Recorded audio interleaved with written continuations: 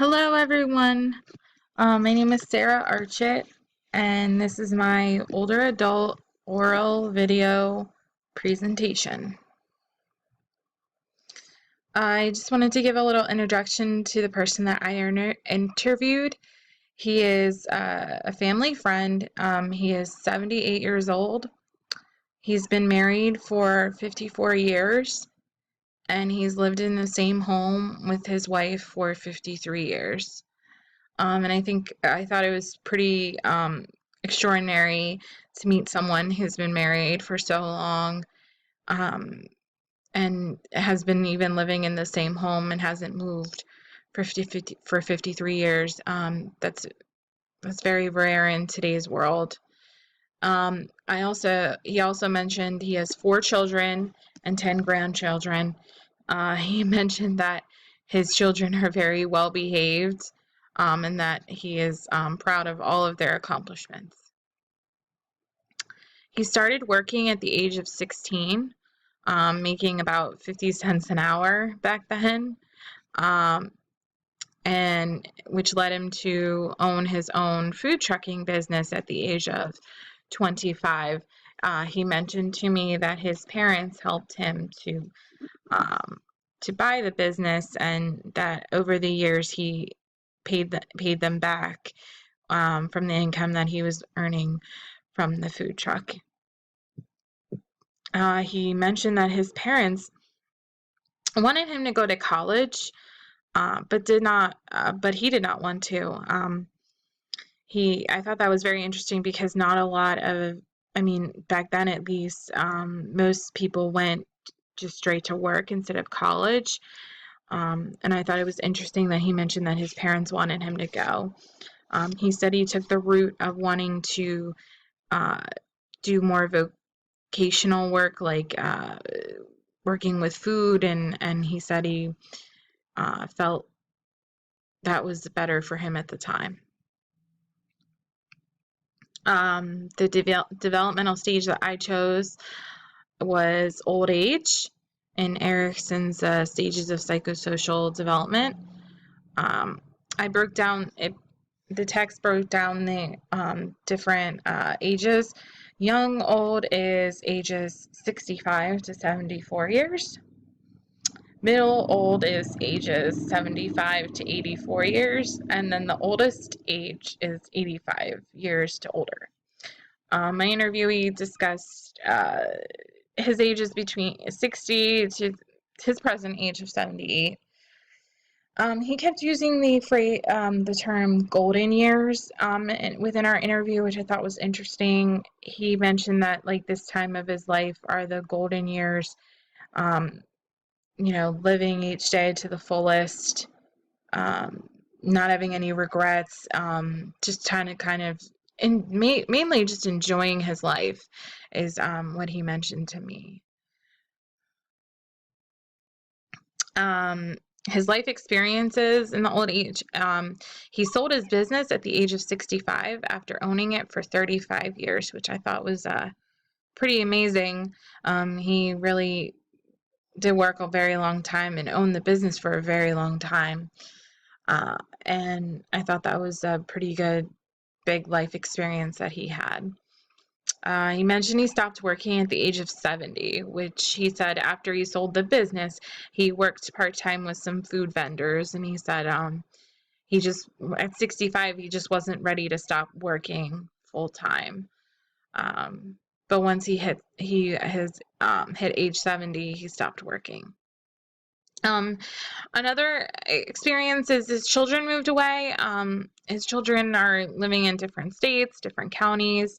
That was a huge experience because he said, for a long time it was 4 children and his wife, and it was always loud in the house, and now he was amazed to tell me that it was so quiet in there now.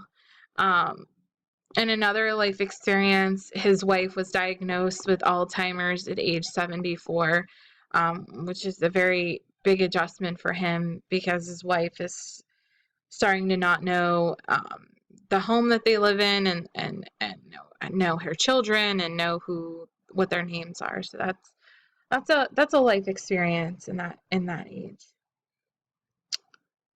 Just an article I came by, according to Elman and Ligon, generativity is adults' concern for and commitment to development of future generations. When the older adults are sharing with younger adults, this gave them a sense of fulfillment and that they have left something for future generations. And I really agree with this with my interviewee, because he really discussed, how much he really wants, the next generation, future generations, to really learn from his work ethic, and starting his own business and raising a family and owning a home and going through all those stages of life, and just to learn from his experiences to help everyone in the future. So I felt like this article really related to my interview.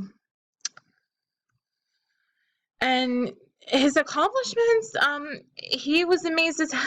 Kept saying to me that he's still in good health at age 78. He really has no physical problems, no history of cancer, anything like that he hasn't had. He doesn't even have arthritis. He's still able to get up and move and go out, and he still drives, and has no really any physical ailments at this point in his life. He has 4 grown children with good careers. His children own businesses. His children are teachers. One works in the communications industry. So he was very proud of that during our interview. He's been married for 54 years, which is, he kept saying that's a big accomplishment, because he said, I mentioned a lot of people today get divorced, and, he's never, not once has that ever crossed his mind. So I thought that was amazing. Owning his home for 53 years is amazing as well. I mean, living in the same house for that long, I mean, that's pretty amazing in today's world. So he's he felt very accomplished with that. Good financial standing. He said after he sold his business, he invested his money, and he has a financial planner who assists him. But I think that's pretty good, because, usually with older adults, there's financial difficulty with only being on Social Security and pension. So I think he really recognized that. The challenges, his wife's diagnosis with Alzheimer's at age 74, he told me that was a big challenge for him to adjust to. His wife waking up and not knowing her own children, not knowing where she is, that's really a big adjustment. He's a caregiver. That's a challenge, to be with his wife every day, making sure she gets up, making sure she doesn't get up and leave the house, making sure she eats, bathes. And another challenge that he said is the inability to travel, or move to a smaller residence. Like he said, he would like to move to a smaller residence just for, less space, and to, because it's just him and his wife and they don't need all that room. And they can't do that because his wife only recognizes where she lives right now, and he's trying to work with that. Not being able to enjoy the golden years, again, that's a challenge. Not being able to really enjoy retirement, having to take care of his wife every day, due to her Alzheimer's. Okay. I thought it would be necessary, given that I'm talking about Alzheimer's, and my interviewee is a caregiver, I wanted to show just a short video on Alzheimer's, the toll on caregivers. In an article that I had, according to Graves and Larkin, caregivers need to provide a supportive environment for older adults, which my interviewee really does, by not moving, by staying in the same home, by keeping the same tasks every day. But as you can see, this is an example just of a burnout caregiver. Bear with me. Okay.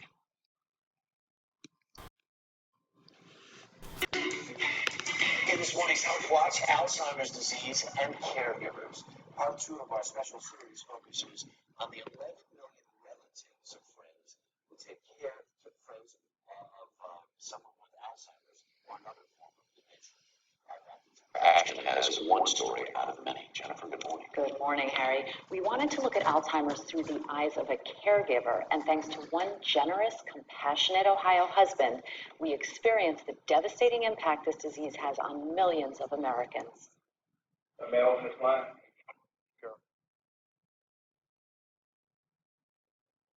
Carol and I have been married for 46 years. Our eyes met, and the relationship took off.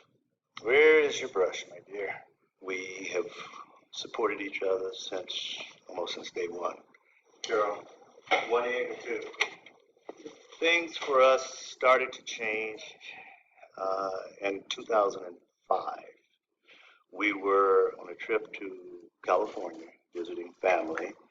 She started confusing my cousin Barbara with her cousin Andrea. At that point, I realized something was wrong.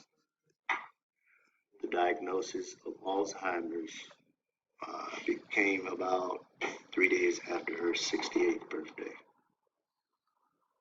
When she was first diagnosed, we had 3 sources of healthcare coverage. In 2008, the first was canceled. 2009, we lost the second. January of 10, we lost our long-term care insurance. And it is a financial hardship for us. It's changed our lives drastically.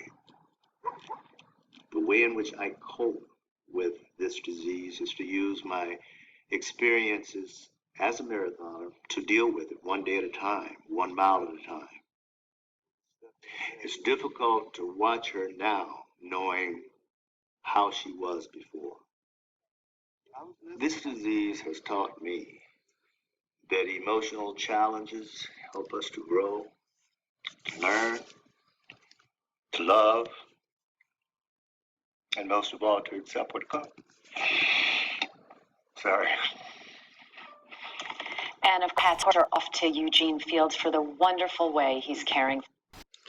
And as you can see, that's really a huge effect on the caregivers, a huge emotional toll, and just so much to take on at that, especially for my interviewee, who is 78 years old. He hasn't really reached that point yet, but given that his wife has only had it for it's really started about 2 years, up until recently, it's getting increasingly worse. She's not remembering where she is and who her children are. So let me just, okay. Sorry. Okay. The psychosocial crisis resolution here is integrity versus despair. People in older age reflect on their lives and take inventory of their successes. People who are satisfied with what they have accomplished have a sense of well-being and peace. Those who are not satisfied has a sense of despair, and they mourn for lost opportunities. My interviewee really, has reflected on his successes and is satisfied with them. Just given his current state with his wife, it's very difficult to, do more things with her. Just in a study, integrity versus despair, the authors above performed a self-examination for older adults, 65 years and older. Integrated individuals were open to more new experiences, meaning integrated, they are more social, worked well among others. Despairing individuals were more depressed. They're socially immature and not open to new experiences.